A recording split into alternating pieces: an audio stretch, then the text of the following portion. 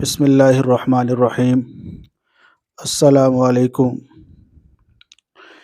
یہودیوں کا ایک گروہ حضرت عبداللہ بن عباس رضی اللہ تعالیٰ عنہما کے پاس آیا اور آ کر کہنے لگا، اگر آپ نے چند سوالوں کا جواب جو ہے ہمیں دے دیے، ہم سارے کے سارے مسلمان ہو جائیں گے۔ تو حضرت عبداللہ بن عباس رضی اللہ تعالیٰ عنہما نے فرمایا کہ تعصب، ضد اور عناد کی وجہ سے نہ پوچھنا، بلکہ فہم کے لیے پوچھنا، سمجھنے کے لیے پوچھنا۔ تو یہودیوں کا گروہ کہنے لگا کہ جب تتر آواز نکالتا ہے تو کیا کہتا ہے؟ تو حضرت عبداللہ بن عباس رضی اللہ تعالیٰ عنہما نے فرمایا، تتر کہتا ہے رحمان نے قرار پکڑا عرش پر۔ تو یہودی کہنے لگے کہ جس وقت چندول آواز نکالتا ہے کیا کہتا ہے؟ تو حضرت عبداللہ بن عباس رضی اللہ تعالیٰ عنہما نے فرمایا، چندول کہتا ہے، اے اللہ، حضرت محمد صلی اللہ علیہ وسلم اور آپ صلی اللہ علیہ وسلم کی آل سے دشمنی رکھنے والوں پر لعنت فرما۔ تو یہودی کہنے لگے، جس وقت مرغ آواز نکالتا ہے کیا کہتا ہے؟ تو حضرت عبداللہ بن عباس رضی اللہ تعالیٰ عنہ نے فرمایا کہ مرغ کہتا ہے، اے غفلت میں پڑے ہوئے لوگوں، اللہ کا ذکر کرو۔ تو یہودی کہنے لگے، جس وقت مینڈک آواز نکالتا ہے مینڈک کیا کہتا ہے؟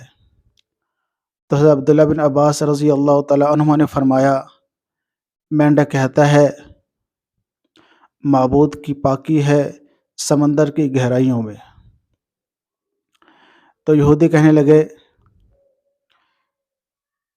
گدھا جس وقت آواز نکالتا ہے وہ کیا کہتا ہے؟ تو حضرت عبداللہ بن عباس رضی اللہ تعالیٰ عنہ نے فرمایا، گدھا کہتا ہے، اے اللہ، ناجائز ٹیکس لینے والوں پر لعنت فرما۔ تو یہودی کہنے لگے، جس وقت گھوڑا آواز نکالتا ہے تو کیا کہتا ہے؟ تو حضرت عبداللہ بن عباس رضی اللہ تعالیٰ عنہ نے فرمایا، گھوڑا کہتا ہے، پاکی ہے اس پروردگار کی جو فرشتوں اور روح کا پروردگار ہے۔ تو یہودی کہنے لگے، زرزور پرندہ کیا کہتا ہے؟ تو حضرت عبداللہ بن عباس رضی اللہ تعالیٰ عنہ نے فرمایا، زرزور پرندہ کہتا ہے، اے اللہ، میں آپ سے ہر دن ایک دن کی غذا مانگتا ہوں، ایک دن کا کھانا مانگتا ہوں۔ کتابوں میں لکھا ہے، جس وقت حضرت عبداللہ بن عباس رضی اللہ تعالیٰ عنہ نے ان سوالوں کے جواب دیے تو سارے کے سارے بڑے اچھے مسلمان ہو گئے، بڑے نیک مسلمان ہو گئے۔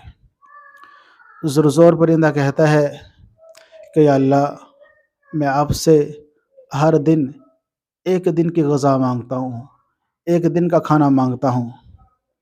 ہم بھی دیکھیں، ہمارے گھروں کے اندر جو ہے پورے سال کا راشن پڑا ہوا ہے، لیکن پھر بھی جو ہے ہم پریشان ہیں کہ اور مال آ جائے۔ شیطان جو ہوتا ہے سب سے زیادہ جو ہے انسان کو فقر سے ڈراتا ہے، غربت سے ڈراتا ہے کہ اگر تو غریب ہو گیا تو ذلیل ہو جائے گا، تیرے بھی بچے ذلیل ہو جائیں گے، تیرے ماں باپ ذلیل ہو جائیں گے، تیرے بہن بھائی ذلیل ہو جائیں گے۔ فقر سے سب سے زیادہ جو ہے انسان کو شیطان ڈراتا ہے۔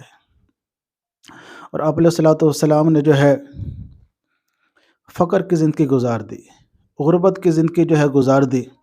آپ علیہ الصلوۃ والسلام کو پتہ تھا میری امت کے اکثر لوگ جو ہوں گے غریب ہوں گے۔ ایک دفعہ آپ علیہ الصلوۃ والسلام جو ہے ایک باغ میں تشریف لے گئے۔ ایک صحابی ہے عبداللہ بن عمر رضی اللہ تعالیٰ عنہما ساتھ ہیں۔ تو آپ علیہ الصلوۃ والسلام نیچے جو پڑی ہوئی کھجوریں ہیں ان کو اٹھا کے صاف کر کے کھا رہے ہیں۔